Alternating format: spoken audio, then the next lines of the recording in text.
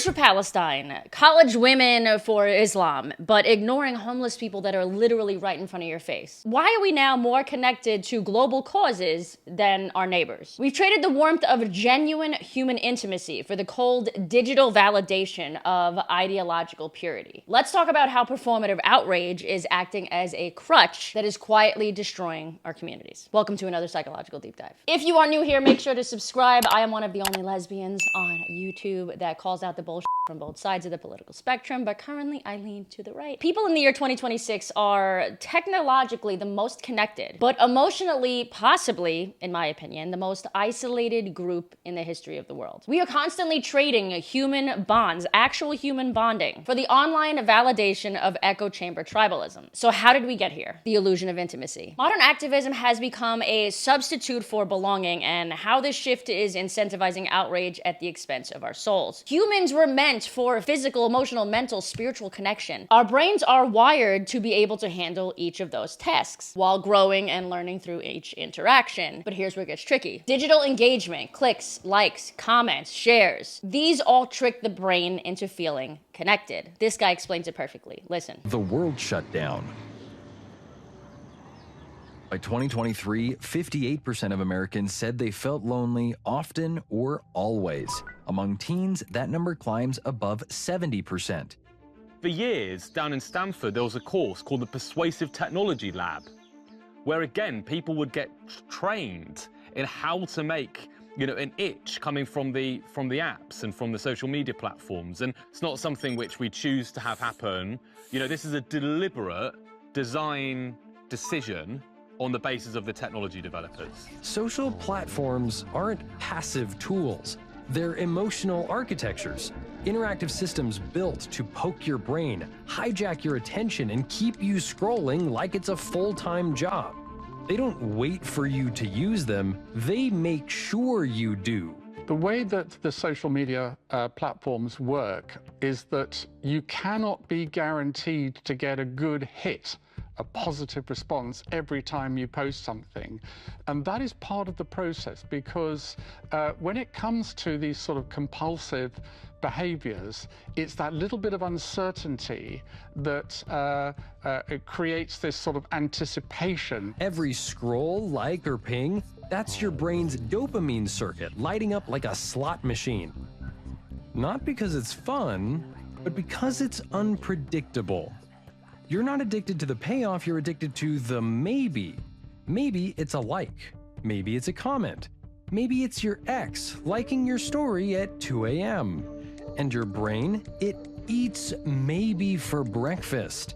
It has become very obvious in the last maybe 10 years or so that society has traded very quick, sharp dopamine hits in exchange for actual emotional connection. And the price that comes with this isn't great either. There is an epidemic of loneliness in the first world countries, specifically the first world countries. And despite not feeling truly connected, we are taught that we need to adopt this ideological script no matter which political or cultural side that you're on. I don't fit in 100% with either side, which is probably because, I stand by my own morals, I have my own morals. But no matter where I go, somebody has an issue with me. And I'm sure you've all taken notice, which is why I get comments constantly like this. This person said, "I don't like when you do these street interviews, not because of the content, but because I worry about your safety. They are an unhinged and angry crowd. I know you can take care of yourself, but I hate seeing people attack you. If you want to help donate to my PayPal, that money, I promise you, will go straight to funding for the security guards that I hire. Hopefully I can get at least maybe 5 or 6 more of these street interview contents over the next 3-4 months. Ideally, I'd like to do either 1 or 2 every month. Link to that in the description below. The high cost of ideological purity. No human is perfect. We're all here to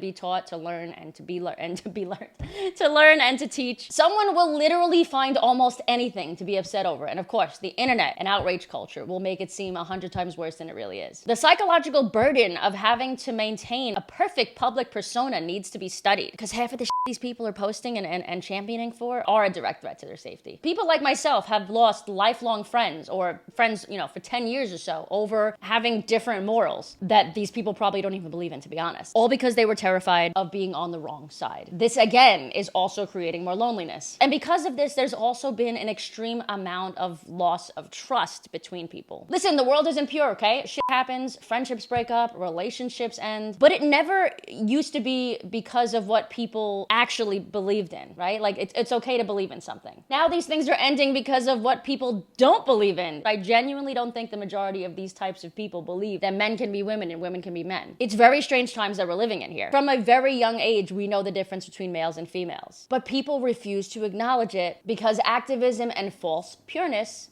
is better. I spoke about this a few videos ago where the education system currently, as well as media and online spaces, are very much to blame as well. Most people in school don't even have a clue who they are. I mean, most of these kids that are going through this are very young. Much of their anger and political performances serves as a defense mechanism to mask their own insecurities or lack of purpose. Most of these kids getting out of like high school and college are working for Starbucks. So, I mean, unless that's like your main goal in life, I would assume that you feel like you don't have a purpose. And for the moms of these kids, fighting against oppression and for the victimized, it becomes a sport and a fashion statement. This very quickly becomes a hard cycle to break of condemning others while providing a temporary sense of moral superiority. No community service actually is done here. For example, the posting the black boxes on Instagram and not actually looking into why the black, demographic has these issues. Modern activism is lazy and intellectually inaccurate. These types of activists tend to see the world black and white, no pun intended in this case, or maybe pun intended, I guess, when it's actually a ton of shades of gray. This guy explains it. Listen to this. The problem with the left is that it sees everything through a good and evil lens. To them, there's no moral gray area or any other solution. You're either on the side of the good guys or you're on the side of the bad guys. There's no such thing as debate or discussion because to them, you can't debate or discuss with people who are evil. And they perceive the majority of people who disagree with them as evil and give them labels like racist, fascist, misogynist. This is why it is so hard to debate, discuss, or even coexist with someone like that because they don't see things as problem and solution, they see things as good versus evil. And this is also why you can't agree with them on one thing and disagree with them on other things, because if you disagree with them, you're siding with the bad guys. And it's extremely hypocritical that they label themselves as tolerant, because they're not tolerant at all. They just like people with similar views to them. While modern activists rely on conflicts to keep issues going, this actually prevents them from doing the internal work they need to do. That is actually required to establish legitimate human connection between people. This is another reason why the world feels so disconnected at the moment. People seem to be speaking through each other or at each other and not to each other or with each other. It's one of the reasons why this video, although an insanely moderate take by this black woman, feels so out of place. What do you think would happen to Charlie Kirk? It's just messed up, totally messed up. That was messed up. Like, nobody deserved that. He definitely didn't deserve that. He was a good guy. You think he was a good guy? I think he was. All of us have flaws. I can't really tell you what to believe in or how to feel. Like, everybody's having a human experience. Like, why knock him for having this human experience or what he believe in? Even though he says things that are anti-women, black, all that? I can't judge him for that. You can't? I can't judge him for that. But I can use judgment. He didn't deserve that. Right. Yeah. He's a human being. Yeah. You are very spiritual. Yeah. I can't go left. I can't go left with that. Because moderation isn't seen as normal anymore. And can I just say that, like, ew, bitch? Like, that hug that he gave her wasn't even real? Gross. The erosion of shared reality. Back even just 10 years ago, we would have places where people of different views would gather over, social hobbies or neighborhood needs. When I was growing up, the kids on my street would get together and do, like, car washes. Wash your car for $5 or $10, and we would all use that money. We would pool that money together and buy a new basketball hoop for the kids in the block. Everybody came from different houses, different political views, different family dynamics, different wealth statuses, but we all came together over a shared cause. Even something like playing Pokemon Go back in 2015 got people out, and talking to each other again before things got incredibly crazy because of COVID. And in my opinion, it was around that time that things got insanely divided, or at least where it started. People started to not even look at the other side of the political spectrum or cultural